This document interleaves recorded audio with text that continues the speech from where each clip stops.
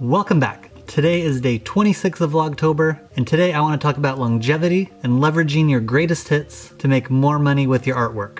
So I might get a little businessy in this video, but I want all of you to be able to quit your day jobs and make a living with your art, and I think this will help you out. So here we go. Despite what you might think, this painting is not called Melted Clocks. It is called The Persistence of Memory. Salvador Dali painted this in 1931. His girlfriend slash future wife went out to the movies with some friends, and Dali stayed home because he had a headache, and he just wound up painting the thing that he'd become most famous for. Isn't that crazy? What if he had decided to go out that night instead of stay home? This painting may never would have happened. Anyway, as a side note, Dali made his first painting in 1910 when he was 6 years old. Remember when I mentioned greatest hits? Well, this is definitely Dali's greatest hit, and it took him 21 years of painting before he arrived at it. So be patient and make artwork every day. Okay, now I'm going to blow your mind. If you're an art nerd, you probably already know this, but if not, this is crazy. Persistence of Memory is only this big.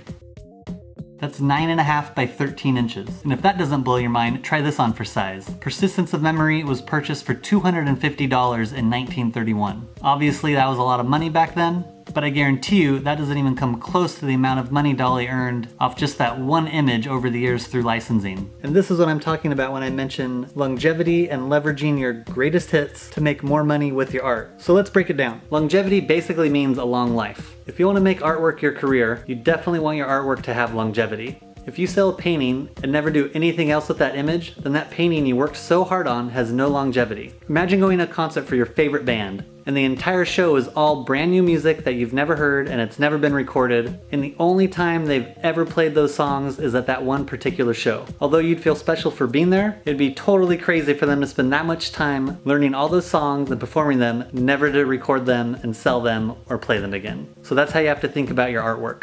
Just like bands have their greatest hits, you have particular art pieces that are your greatest hits. Now you need to leverage the popularity of those images to help you make money. And there are infinite ways of doing that. My best personal example of creating longevity with my artwork is this little girl I drew back in 2005. To me, this poor little girl looked like she got beat up, so I named the piece Some Bitch Stole My Lunch Money. And I've been selling her consistently now for 13 years. The original was a little drawing, maybe 2 inches tall, that was ink on paper, and I took that drawing and I glued it to a small piece of wood, a little smaller than this, and then I coated it in a clear epoxy resin. If you've seen my work in person, you know what I'm talking about. It's glossy and shiny and it looks super cool. Anyway, that was the original Some Bitch Stole My Lunch Money. So that original piece sold for $50 if I remember correctly, and since then that little girl has probably been my most used image out of everything I've created. She's been on different variations of limited edition prints.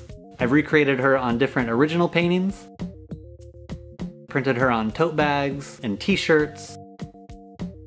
She's been a sew-on patch, she's been on buttons, and keychains, on wallets. I even screen printed her onto underwear. Someone even got her tattooed on their leg. When I first started making products with that image, I wasn't consciously thinking I'm gonna leverage the popularity of this. I just thought it was fun to do, and I knew people liked it, and I liked it, so I just wanted to put her on all sorts of stuff, and it was a lot of fun. And it's crazy for me to think that this little 2-inch image has been the source of so much income for me when the original painting only sold for $50. I'm sure you also have images, either drawings in your sketchbook or actual paintings, that might be considered some of your greatest hits, which basically are just the most popular that you know people are into. And if you really want to make art your career, I think you need to take those greatest hits and think of all the different ways you can distribute that image on other products or other art pieces, like screen print editions, limited edition prints, greeting cards, posters, t-shirts. I mean, the list goes on and on. It's just really fascinating to me to think of the longevity you can create just with one image. I just think it's impossible to live off selling original paintings. Anyway, I'm suggesting you focus on your greatest hits, just to kind of test the waters if you haven't done anything like this before. So how do you know what your greatest hits are? It's really easy. You can just scroll through your Instagram feed. Whichever artwork images have the most likes, those are your most popular images, and those are the ones you should try to reproduce for the masses. So that's it for today. Like all of these daily videos, there's probably a lot more to be said, I just don't have the time. So if you have any questions, leave a comment below. You can also send me a direct message on Instagram at Jeff Clausen. If you like the video, please give it a thumbs up. Hit that subscribe button so you don't miss the next video, and I'll see you all tomorrow.